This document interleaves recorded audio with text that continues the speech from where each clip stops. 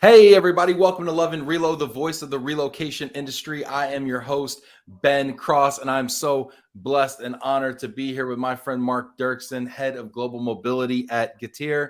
Mark, how are you? I'm very well, Ben. I'm very pleased to be here. Thank you for having me. It's so wonderful to have you here, Mark. I have been following you on LinkedIn, cyber stalking you, if you will, for so long. I love your posts. I think your energy is great. Your perspective is fun. It's whimsical, but it's always thoughtful. And I was like, this person seems so interesting. I don't know if you have that moment, but you just see somebody online and you're like, this person seems so interesting. And then boom, they're standing in front of you in an art gallery in London, and you're like, hold on, I need to go talk to this guy right now. I got to actually meet you in London. It was so cool a few months ago. That was very nice indeed.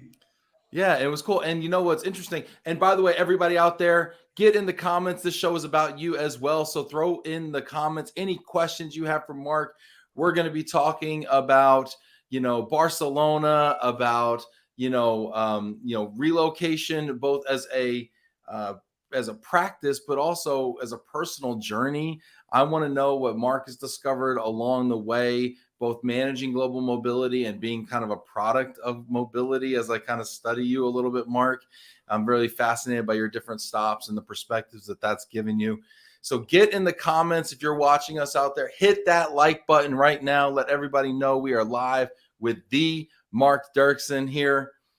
This is fantastic. We got people checking in right now. Christina, happy Tuesday all. Where in the world are you? Let us know. Katie Linehan checking in. Mark, hi, Mark and Ben. Happy Tuesday. Yes, indeed. Mark, where I heard some bells chiming earlier when we were backstage. Where in the world are you exactly? Yeah, I wonder myself, Ben. I'm actually 1 hour from Barcelona at the moment in a little medieval town called Santa Coloma de Queralt. And it's indeed, there is, 2 bars and a church. And the church is on from 8 a.m. till 12 p.m. chiming aloud. At least So they got it's the ratio right. 2 bars to every church. yeah, exactly. I'm okay with that. How in the world did you find yourself in this lovely medieval town an hour away from Barcelona? Yes, good question. So it started beginning this year when I was indeed approached by Getir if I wanted to head their cloud mobility team or actually set up the cloud mobility team because there was nothing in place yet. And, having worked at Booking.com and Uber, also famous startups and in the meantime very big, I always thought that I, started too late with them. So when Getir came, I thought, yeah, this is my opportunity to actually go with a startup and build it from the ground up. And they asked me, where do you want to be? Do you want to go to Berlin? Do you want to go to London? Do you go to Barcelona? And then I thought, really? Let's do Barcelona. I love tapas. Let's see how that is. I love it. And that's the way I would make a decision too. Yeah, Of all these cities, which has the best food? yes. That's where I'm going. Yeah, and what an amazing opportunity you have now to build a global mobility program from the ground up. I want to ask the audience, have you ever done anything like that where you've come into a company and you've built something from the ground up, whether it be your department maybe that serves relocation, or maybe it's a global mobility program that didn't exist previously? What was that like? I want to know. Put your questions in and comments in the comments there for Mark. Mark, what is that challenge like? It's exactly what I expected. There is. So first of all, what I'm completely was amazed about is that when I started, there were already, I have an Excel sheet with 111 people who relocated from Turkey to different countries in Europe and in the US.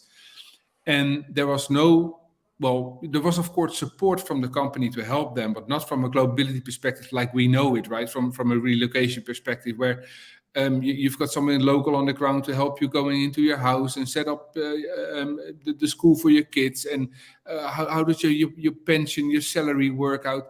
They would just ask, would you like to go there right here, right now to expand, the business of Getir? And they just did it. So I really my head off to them because they did an amazing job without support. And as you said, and what you've seen on my LinkedIn profile, I've moved around a bit, and again now, being a mobility professional, being now in this medieval town in temporary housing before we go into the final stage, it is always a little bit scary. And that is what I now first try to do within Getir, the 111 people that we have out there. How are you? How did you land? What can I help you with? What was provided? What was explained? How is your tax situation? How is your personal situation? Right, everything.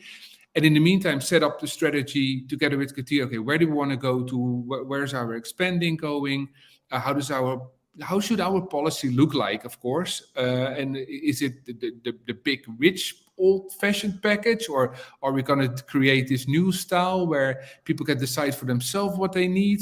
So setting up little surveys, having interviews with people, really jumping in with your feet in the mud and go and see what's going on. It's fantastic, to be honest. I love it. It sounds like you're really, building the plane while it's in the air, because you have 111 people who are on assignment. So that's happening while you're also at the same time building something. And so it sounds like you're getting the feedback and then implementing that in policy as you're creating it. And I'm sure trying to do some standardization. But we've got really important questions from the audience right now. Keep these very important questions coming. But some people just can't fathom how you would leave fish and chips for tapas. Or why you wouldn't choose London, to go back to London. You worked in London at one point, didn't you? Yes, I've been for 3 years in London, and I love the place. And I actually had to let my daughter down because she loves London. Her best friend, BFF, lives in London. So why did I choose London? It's also because I that's what I love about mobility, to working with different cultures and really be out there and experiencing it. So for me, it was a little bit, London, been there, done that. Let's choose something else. Yes, I love it. Let's see where everybody's coming to us from. And I want to get your experiences also, having lived and worked in so many different places, and your thoughts on mobility from this dual perspective of being a customer of it and an administrator of it. I want to know your thoughts. And we got people checking in here. Tahir Mansour checking in. What's up, Tahir? Michelle Henry, hi from H-Town. Paul Convery in the house. Hi from Seattle. You got to follow Paul if you're into sort of talent polls out there. Jorge checking in from Miami. What's up, Jorge? Nicola, hi everyone. Long time no see. Glad to tune in from Germany. Look at Germany in the house. How many countries do we have already? This is fantastic. Jana from Rio. Hey, Jana, good to see you as always. Danilo from Brazil. Also, hit that like button. Represent your country. Let us know where you are. North Carolina's in the house. Fantastic. We got people checking in. The Netherlands. Hey, there we go. Right? Look at that. Now, are you from the Netherlands originally? Where are you from, Mark? Yes, I am from the Netherlands. Very cool. Very cool. And I want to get to all these things about your journey and okay, we're going to pause that just for a second, because I want to reach back here to the question we asked. Have you gone into a company and started something from the ground up? I did that a couple stops ago for me, and it actually inspired my own entrepreneurial journey today. And I want to talk a little bit about this experience. Katie says, yes, I was tapped to grow a new service and global compensation team back in 2007. And it was an amazing experience, much due to the actual incredible individuals that made the team. Yes, very people dependent. Mark, what is it? How important is having the right people when you're building something from the ground up? Or do you even have a team? I mean, what is that like for you, Mark? Exactly. I came in. I'm actually a sort of one-man show at the moment. There was a team, an HR team, dealing already with these 111 people, right? So there was some information, some people for me to talk to. So how did you start it? What was going on? What was on the mind of these people moving? In the meantime, in the US, I have two people in the team. They are focusing mainly currently on immigration, which I'm very pleased with, because US and immigration, that's a whole different story, especially when you're based in Europe. So that's what I'm doing right now as well. And together with that, what are the plans? How many people are we planning to move again? Will we have typical temporary assignments? Will we mainly do relocations? Because you need to know the answers to those questions before you know, okay, then I know what kind of team I need to build up. but I think it's very good at the beginning stage where I am to see and hear everything, and from there build the team. And I've what I want to do as well is building up from within Getir. So I would love to, if someone maybe someone's listening within Getir right now. I mean, an HRBP putting my hand up. I want to go in global mobility. I've dragged them in as team members. Yes, there we go. So where in the world do you have folks that you're sending? I mean, where are you sending people? So also very new for me is that Getir is head office in Turkey. Yeah. And I have seen very limited moves from Turkey or out of Turkey. Within Getir, more than 90% are coming from Turkey. So it immediately, wherever our employees are going, immigration is always an issue that we need to take care of. We have grown very quickly in Europe over the last year. So we are in multiple European countries: Italy, the Netherlands, France, Spain, London, Portugal, and growing in the US now, also within Chicago and New York, where we are based. Okay. So it's, I was going to ask where in the US. So New York and Yeah. Chicago, you have locations as well. Oh, super cool. Yeah, that's interesting. Yeah, I'm fascinated by this. And for those out there who don't know what Getir is, can you explain, Mark, Getir, the company? Absolutely. So there is, in the meantime, we always see when Uber was the first taxi company platform, there were more, and we see that as well with Getir. Getir was the pioneer, founded by our Turkish founder in Turkey, in Istanbul. And you can imagine, if you ever been to Istanbul, I love the city. It's amazing. It's an enormous bus, but it's super crowded. And then it's also, the one city spread out over 2 continents, which makes it quite original and exciting. The city is crowded. It's massive. So an enormous amount of people working there. And the founder had an idea for having your grocery delivered within 10 minutes.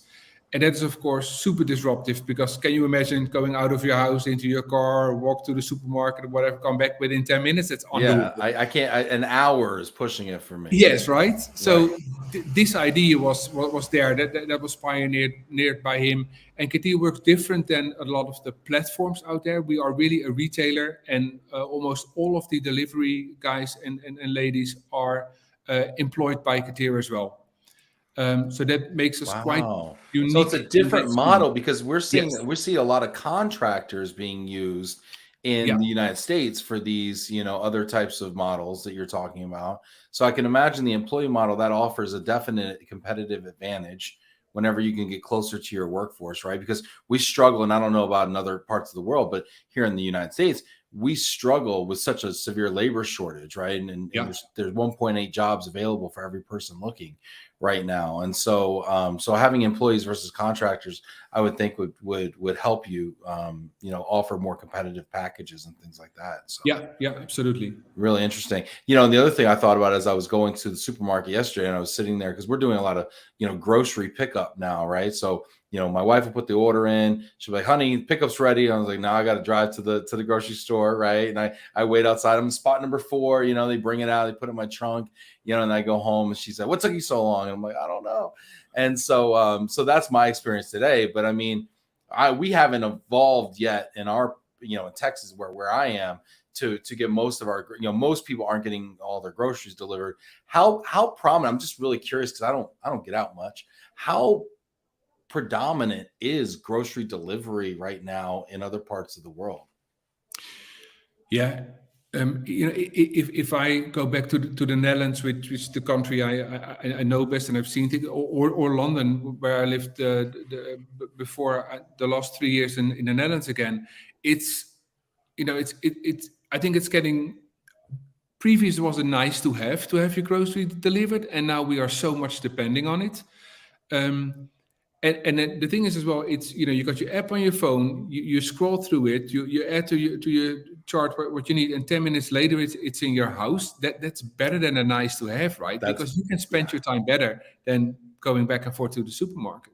I love it. I absolutely love it. And then I get to go. I can do it in my pajamas, so I don't got to see Quigley. He's making a tequila run. I'm trying to get some produce. It's awkward. Or Jack, there.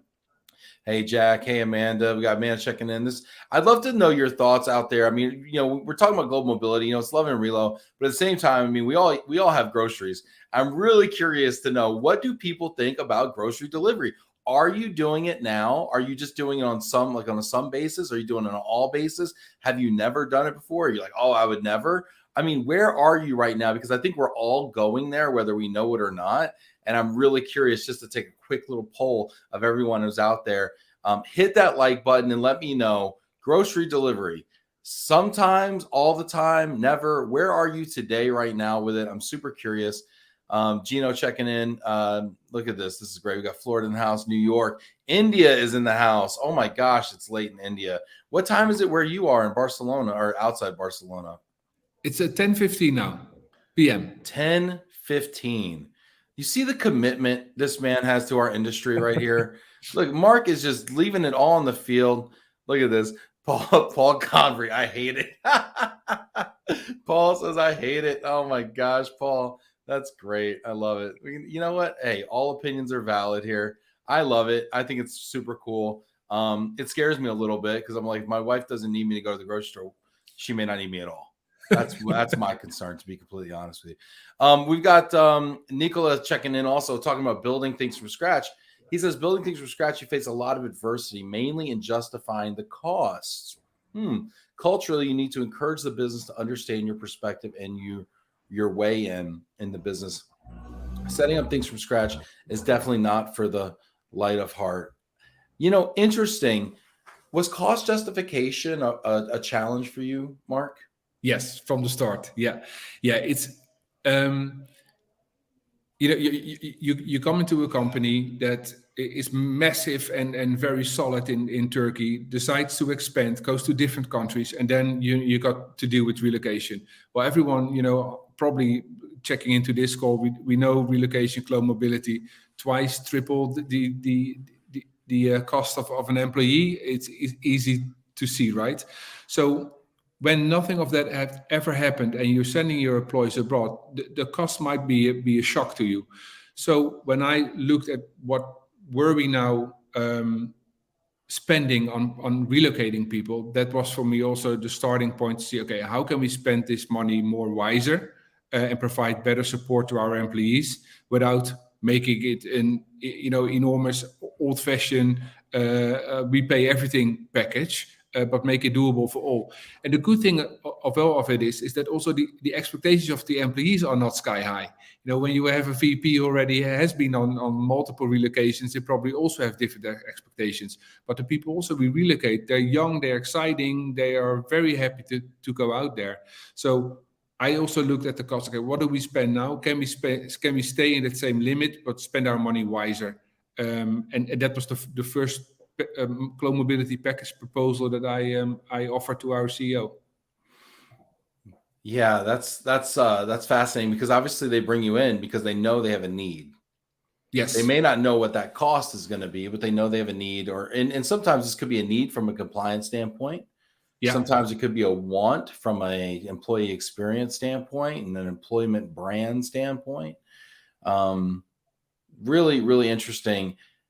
Really interesting. We checked as well, right? The partners that we are working with, well, we're very limited. Well, we know we need a tax and immigration partner, to remain compliant. So you look at that. Okay, who do we use now? Is that the right partner for us? But also, like very simple things that were of quick fixes is that, we have people on temporary housing, like I am right now. And then you see the difficulty because someone comes from Turkey into Germany, for example, and needs to find a house.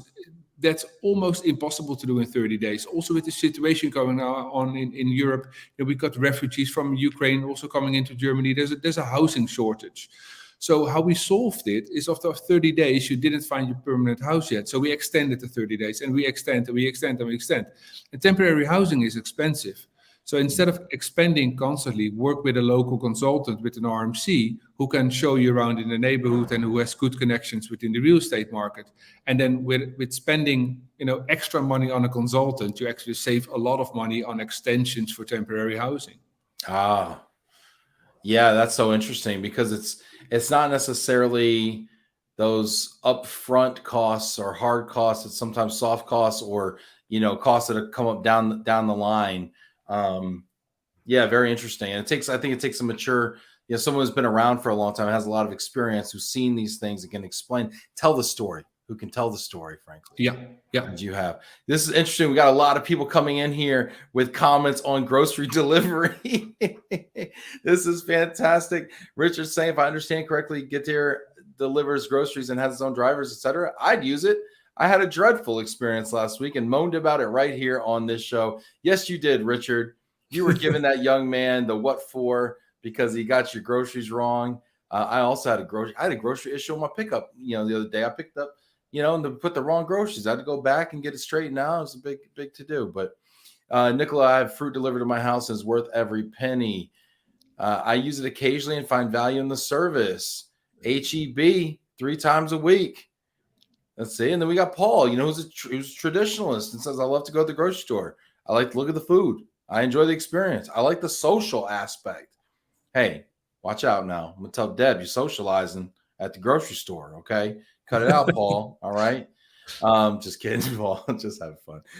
Richard, I think grocery delivery could even reduce food waste. You buy what you need, fewer spontaneous purchases. That's true. Very interesting. We got Hunger Action Month coming up in 7 days. Mark, I don't know if you know this, but Hunger Action Month in September.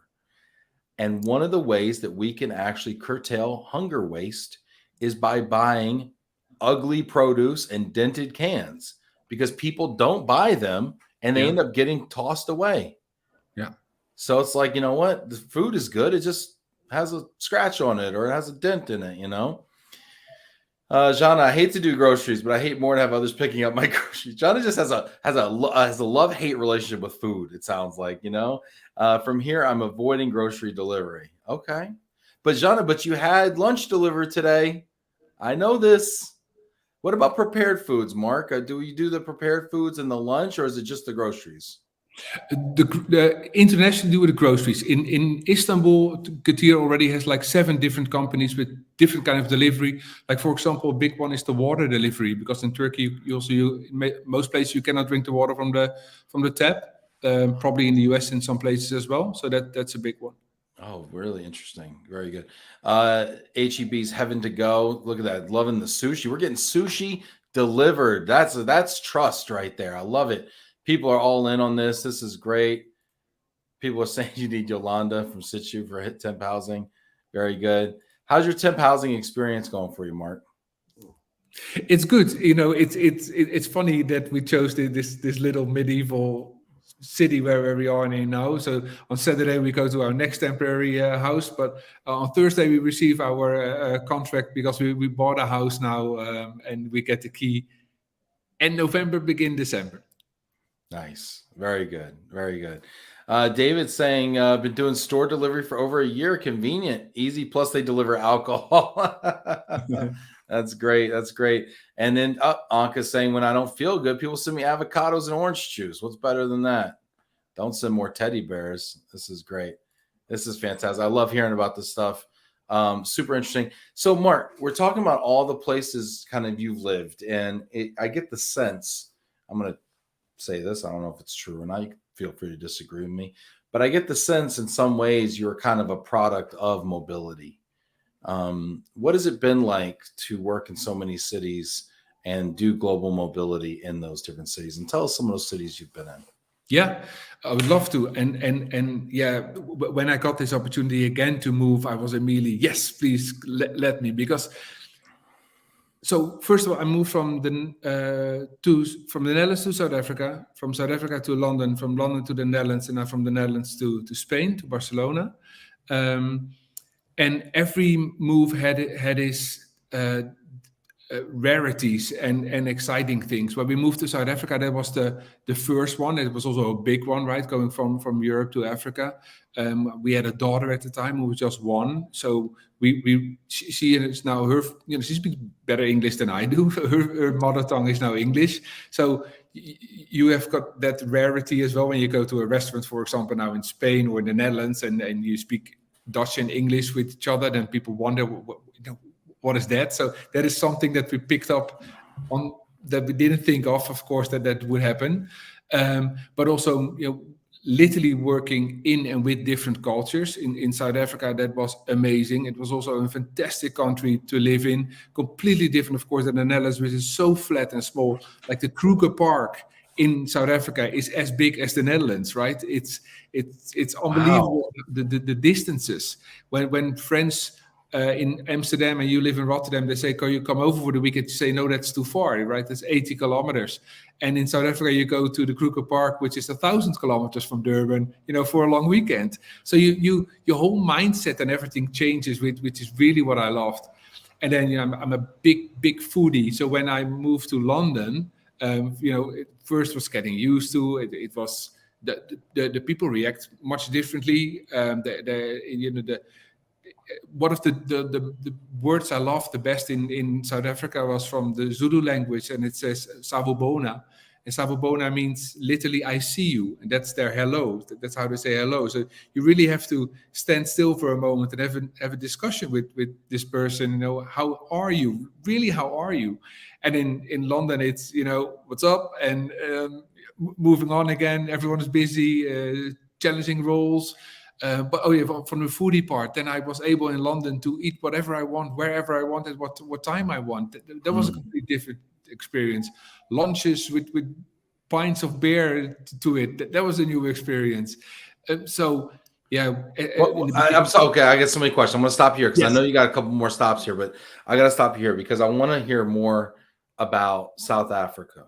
Yeah. Because we've interviewed some people from South Africa on the show. It's a whole nother continent. But as I also know about Africa, the continent is not homogenous. There's different parts and different cultures within it, right? So what is the culture of South Africa like? What is the business culture like in South Africa? I'm very curious about this. Well, when I worked for Unilever. So of course, a huge international company, big teams within the company.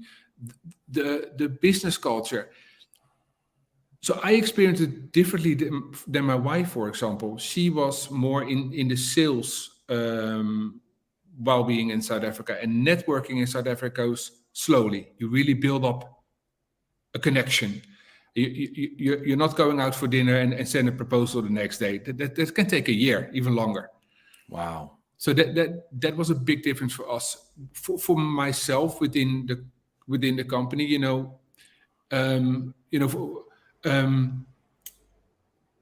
I came in as the white guy from the Netherlands in a South African team where most of my team members were of color, Indian, Zulu, Xhosa, so also different tribes, but also Afrikaners.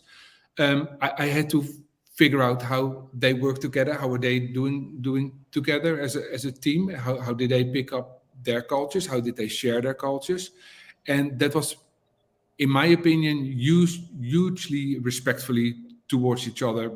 There is a big history, of course, in this country of race conflicts and everything. Yeah, I was going to ask you about that too, because I think it was 92 when apartheid, was abolished. Yeah, and the African National Congress and all that, came about. So very recently, it feels like.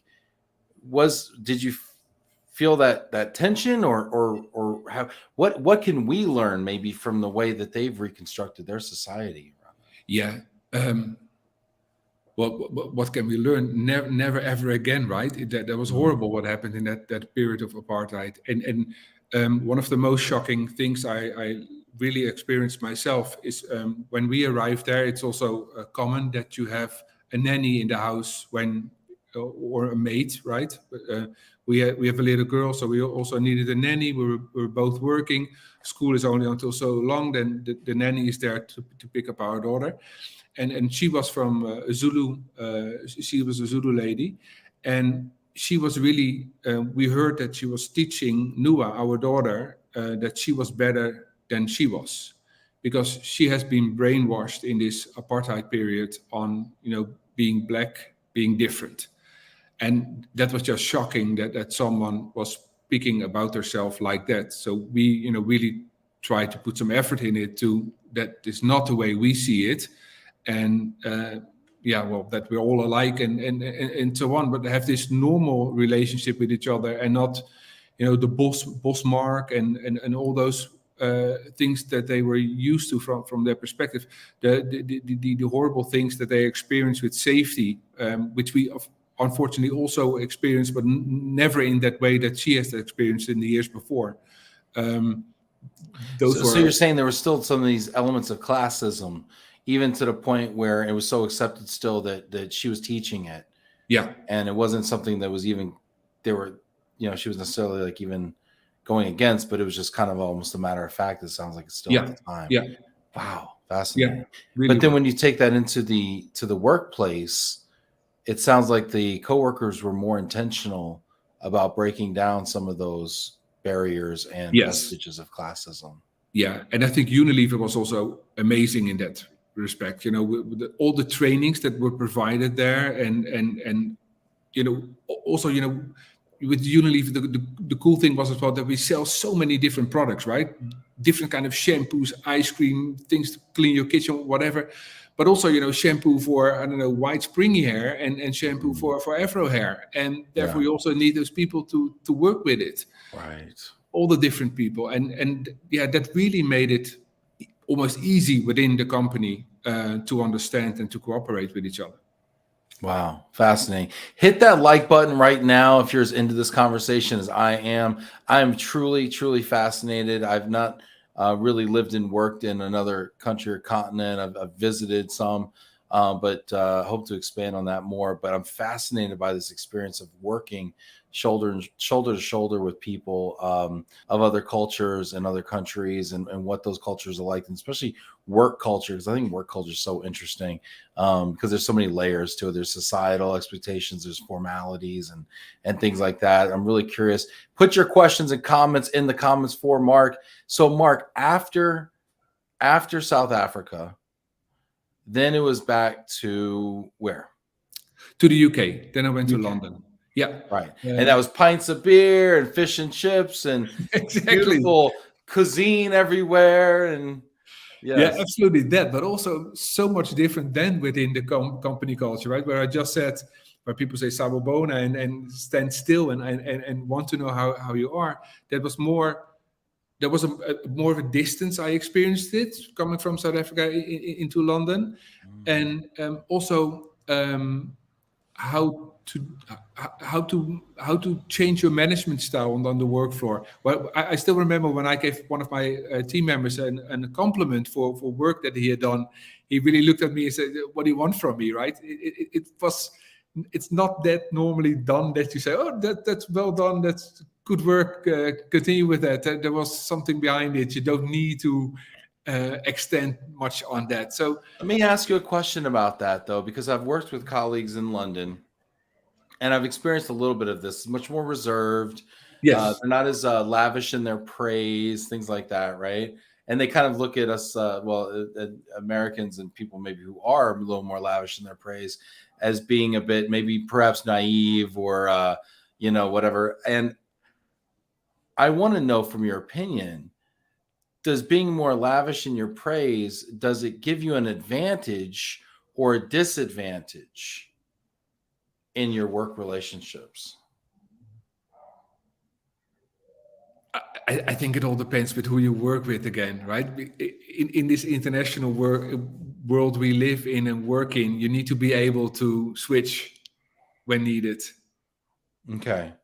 I mean, my thought was that it would give you an advantage, because if nobody's doing it, you're going to be doing it, and therefore you're going to be creating these relationships that might be deeper, more meaningful, and have more social capital. Or they could just be laughing at you, but does it really even matter? I don't know, and I'm just really curious if someone is working. So when, for example, when COVID started and we were suddenly working all from home and not seeing each other anymore, I tried to work, in a different way to get more social engagement with my team. And at that time, I worked with booking. I knew the team already because we worked well together in the office. So it was easier from there to pick it up with a distance. Then I moved to Uber, and now currently I'm with Getir. And what I've done is actually I continued that way of working because we are now more in the office, out of the office. And I write this email on Friday, and it's a little bit, I send it to everyone, and it's a fun thing or something I learned during the week, and I share it with a little movie, and it's a little bit motivating. But it's also a bit scary because people might think, "What the hell are you talking Why about?" is it scary being nice? Well, Isn't that funny? yeah, To me, it is. it is a little step out of your comfort zone. Because I can send it to if I send it to my team, they know me, I know them, that's fine. But then I send it to a bigger team and a bigger team and a bigger team, and then I still feel that sometimes I need to explain why I'm doing this. But then I just think, oh, what the hell, I'm just doing it. And then the reactions you get back are unbelievable. How people touched by it. Well, sometimes it wasn't even intention. I thought it was a little bit funny, but I Yes. think yeah. I think it also helps being an extrovert that you can do that without being too scary about it. But still, also then it's how will people perceive you? How will perceive your message? Isn't that funny that we do something with such good intentions and then we're afraid? It's just it's a bizarre little mental thing because I feel it too. I write a newsletter, I try to get it out weekly. I don't. I post on LinkedIn as you do. And I also feel the same fear right before you hit that send key, right? You're just like, okay, there it went. All right. I hope that turned out okay. And then of course you get overwhelmingly positive responses. Speaking of which, we got people checking in here. Naran, greetings. Hey, Naran. It's good to see you. Naran's great. Put those comments in there. Do you ever do things that make you scared at work? I want to know. Put it in the comments right now. I want to know if you do anything that makes you afraid at work. Is there anything that makes you afraid that shouldn't make you afraid, but it makes you afraid anyway in a weird way? Do you ever reach out and you're nice to somebody for no reason? Do they look at you like you're nuts, or do they respond back in kind?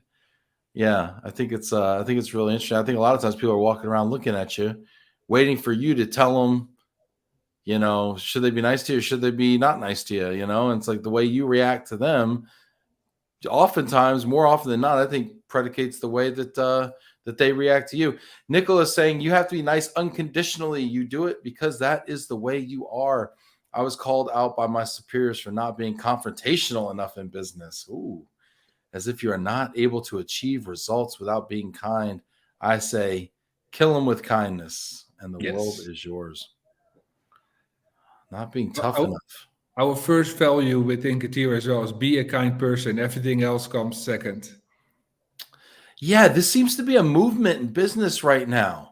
Being kind first. I'm a big fan of Gary Vaynerchuk, right? And he's always talking about being kind. So many people are talking about being kind right now. And yet, oddly, if we ask people about the world right now, it seems like there's a bit of a disconnect because I feel like people feel that the world isn't so kind right now.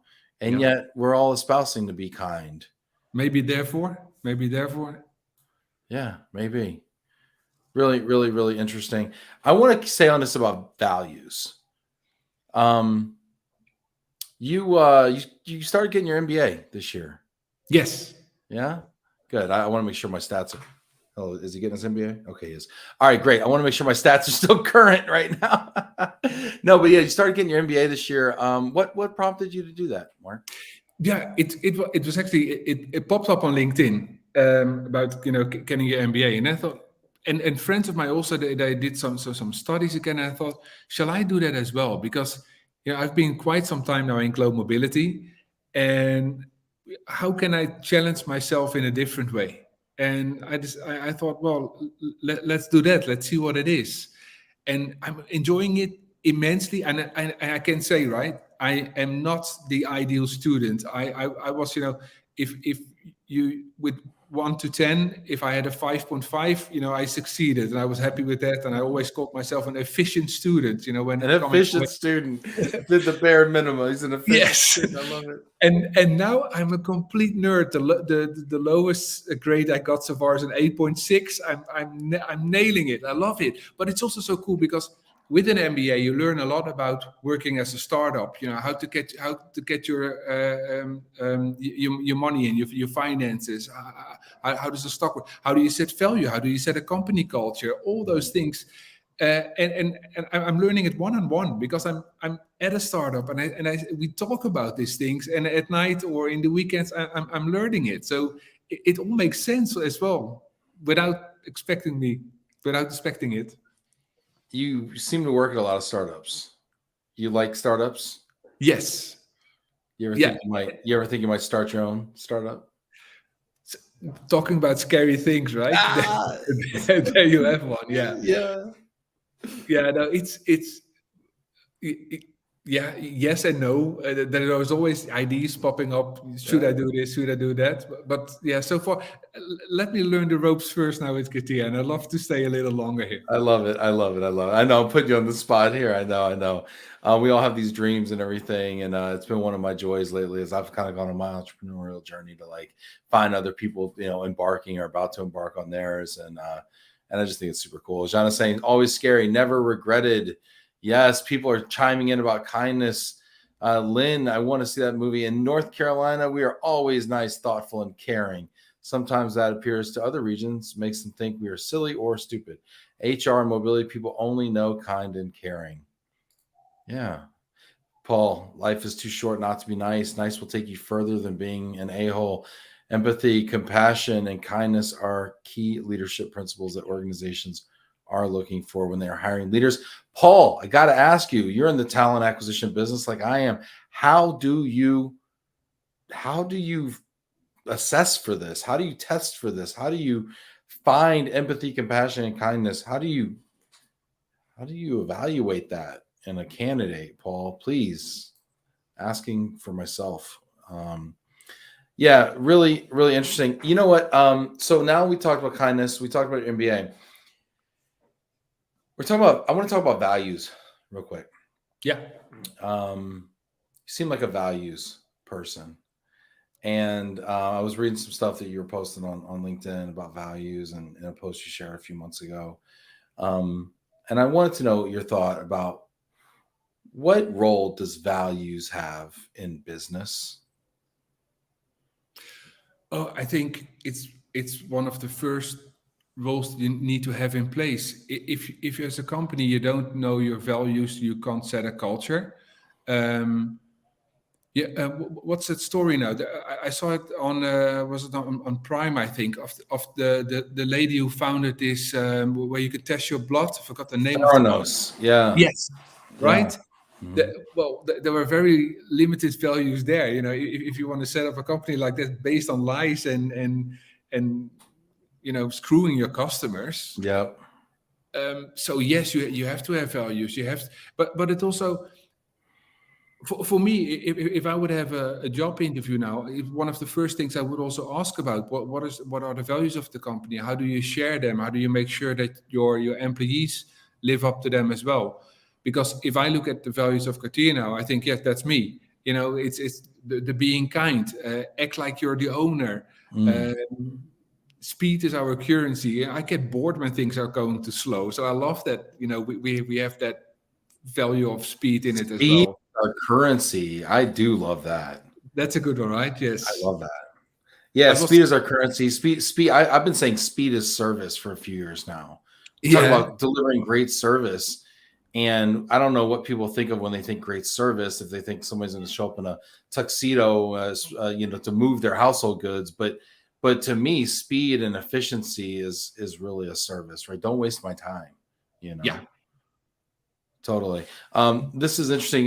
Nicholas saying talent acquisition wise, I think kindness is not on the radar, unfortunately, only if the wavelength is which is a game of luck, really.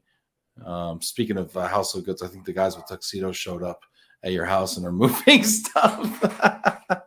No, just kidding. Anyway, so now that we talk about values, though, I want to ask you, where does that play with mobility? So we get general business. So you take those values, right, that Getir has, and the speed is our currency, and those really cool values. How do you now apply that to a mobility program that you're architecting, if that's a verb, Yeah.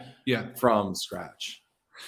Um, in very different ways. I can give multiple examples. Also when you get new into a company, your role is defined in a vacancy, but how does it actually work? Who are your stakeholders where you can work with? But also, eh, on what am I actually the decision maker? Where do I need to go to my manager, or to the C-suite? Can we take this on?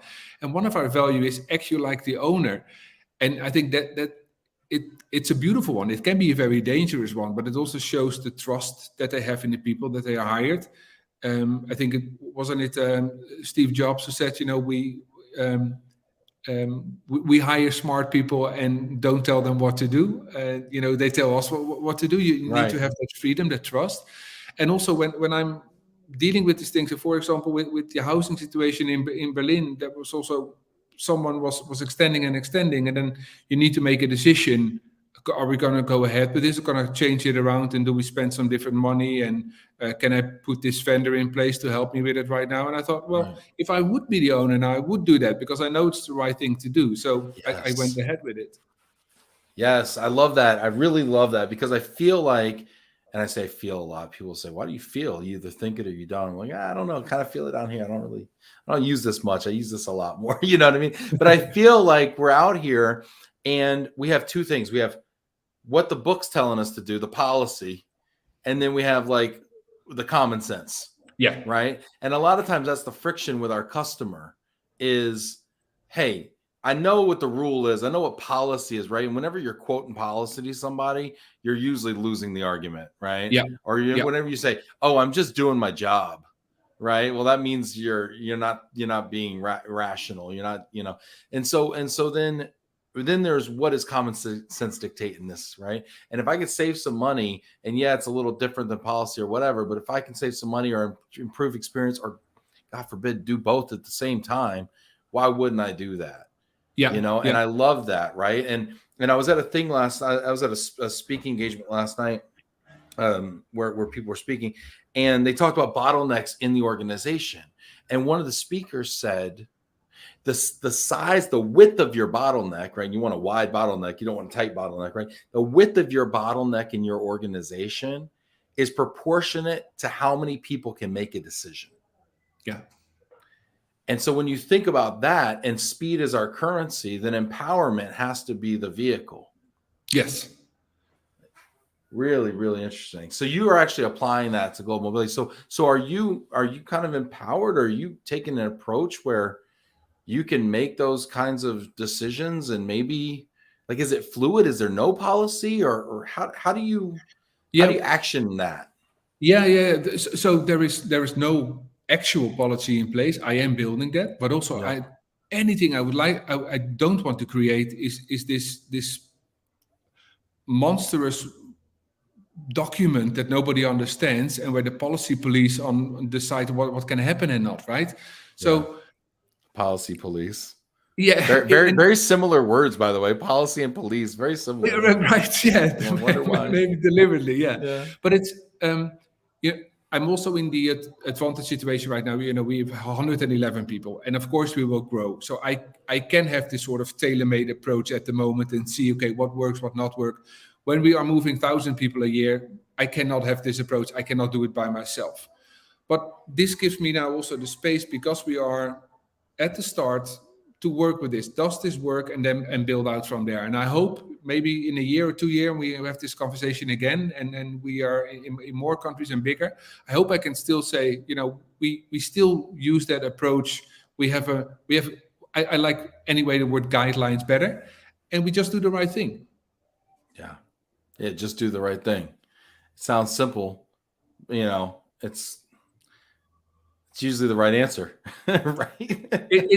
There was one article I also wrote and shared on LinkedIn, and it said, because you always heard it so much, especially when it comes to policy, and can you give that person an exception and that person not? Two things. There was one thing that I always remembered from a manager who taught me, if two people ask for an exception and you can explain it to them together in one room, that one has it and that one not, then you've got the right reason for an exception. Oh, and I think that makes absolutely wow. sense. If two people ask for an exception and you can explain to them in the same room at the same time, while one gets it and one does not, then they have the right reason for an exception. Right, if they both understand indeed that Right. that is the case, that one And then has it's still equitable too, that means. Yes. Because I think what we're all afraid of is, oh, Susie got it and Joe didn't get it, and now they're talking, and now one's mad and whatever, right? Yeah. You need to be able to explain why you made the decision and why it makes sense. Love it. And the other thing is, we always try to treat everyone the same while no one is the same. Yeah. Why are we as an employer or global mobility team try to make decisions on behalf of others? Rather have to turn around and tell us what you need, and I try to help you with that. Right. We're here to support you, not to conform you. This is really interesting, Mark. I feel like I could talk to you for a while, just like we talked in London. I love the way you look at things. I love how open your mind is.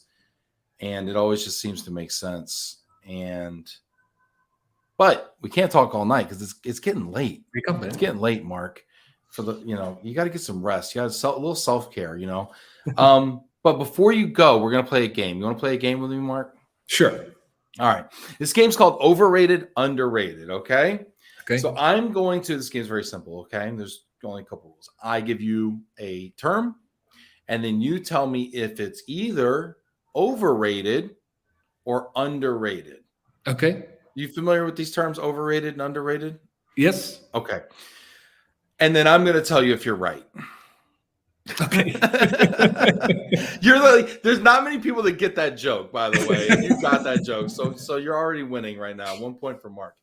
Okay. First one. The Super Bowl. Underrated.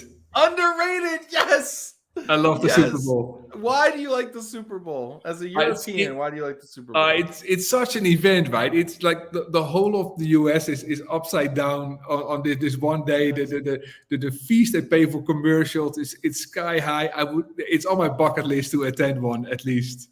Yes. Let me ask you, do you have an NFL football team? Do you have a favorite? No.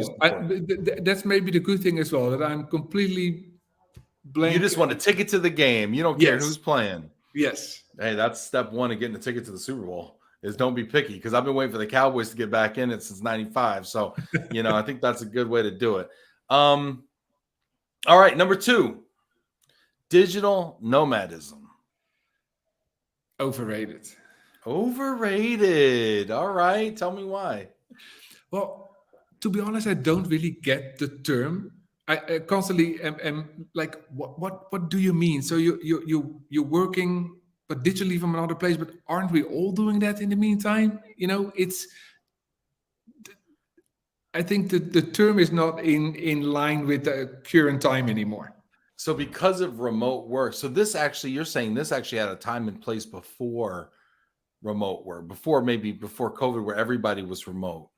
Yes, and I know in the meantime, a lot of companies are working on digital global mobility again, and I wonder.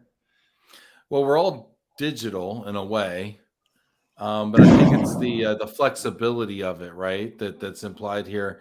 I think it's interesting because I know you like to travel. I know you like to taste and see different, countries out there and cultures and everything like that.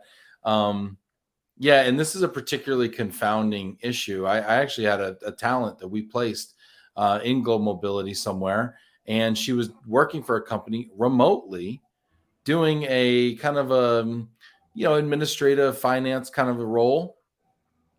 And she wanted to get that job and then relocate herself to Mexico and work there.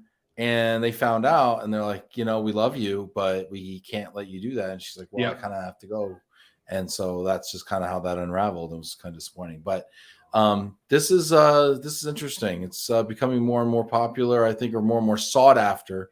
But I don't know if the execution is there. Yeah, let's see. Nicholas saying digital nomadism, dream, reality, impossible to be fully realized.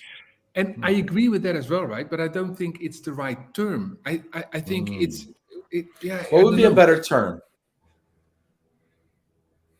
Yeah, for me, it should be like, I think that's what Nicola is saying as well. It should be business as usual. Of course you can do that.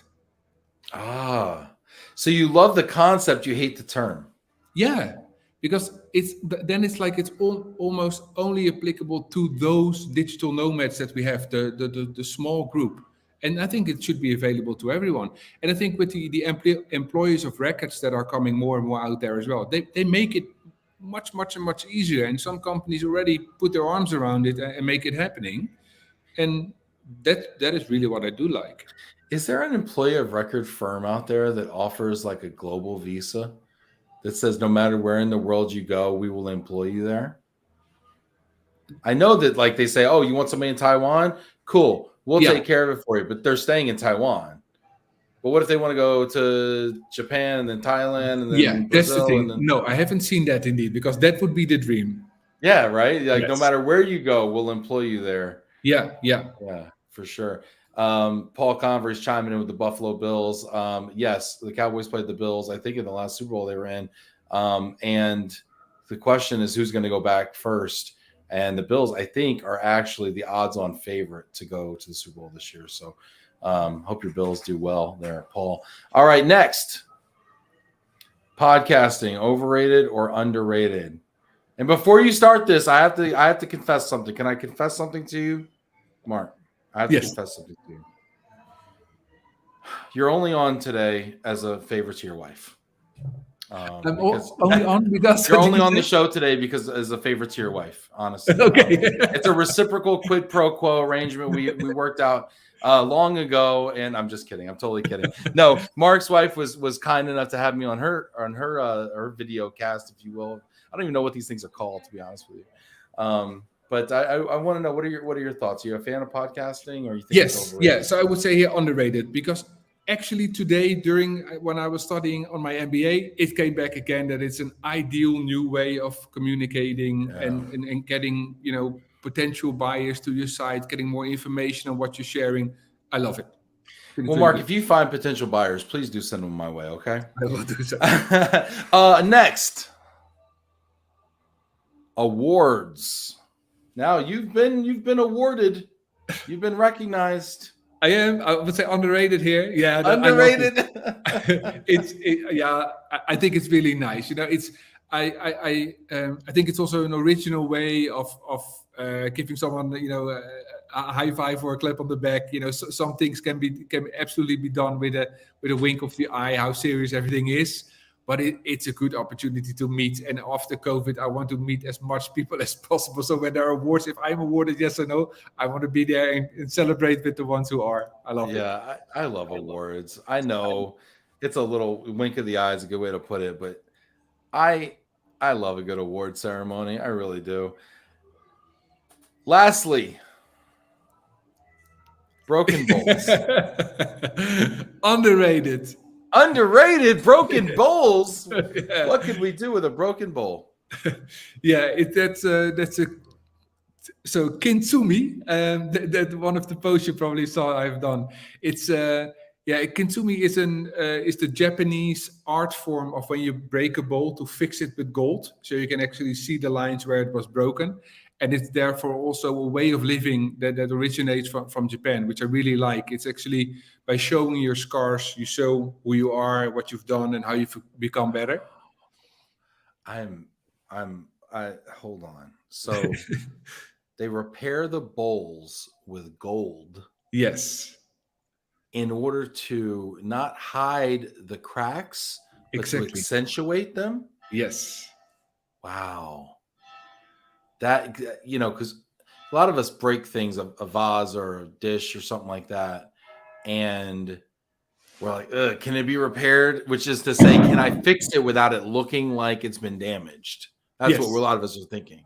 And if the answer is no, I don't think we can fix it without looking like it's been damaged. It's just trash. And I love this concept. And so and you're fixing it not with just glue, but with expensive material. It's one of the or it's actually a confession that I have made on LinkedIn and within my company as well. I have an addiction of buying bowls. I love them, big, small, doing tapas in it and whatever. And it's indeed, when you break a bowl and you try to fix it. Sorry, there's a lot of firework going on suddenly behind. It's fireworks. I thought the movers dropped something. It's fireworks. Is it a celebration going on? This is a broken bowl. You can't have this. They're just breaking bowls out there. They're just smashing bowls out there. Is it a celebration? Is it 11 o'clock somewhere? What's going on? It's okay. I mean, I'm kind of digging it. He's got the window. He's got the doors open. Look at him living his best life over there, just getting some fresh air. What's the celebration? What's the occasion for the fireworks, Mark?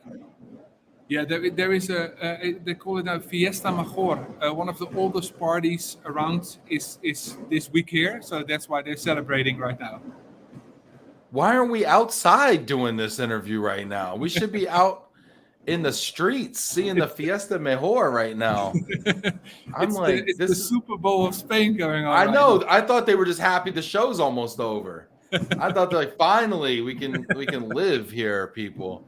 Jana's having a great time with this. This is great. You gotta send me a link for this Kintsumi. I don't know. Kintsumi, yes, you can buy the sets on Amazon. It's a nice team building thing to do as well. Kintsugi. Okay, I love it. I absolutely love it. Mark, this has been eye-opening, enlightening, heartwarming, all at once. I loved how open you are about your story, how thoughtful and from the heart you are. Would you mind leaving us just with a final thought, perhaps? Final thought. Yeah, if you have the opportunity to relocate yourself once, go for it. Yeah, love it. Hey, and a plug for the industry too. Fantastic. Mark Derksen, head of global mobility for Getir. Thank you so much. I really appreciate you being here, Mark. Thank you very much, Ben. Love being here.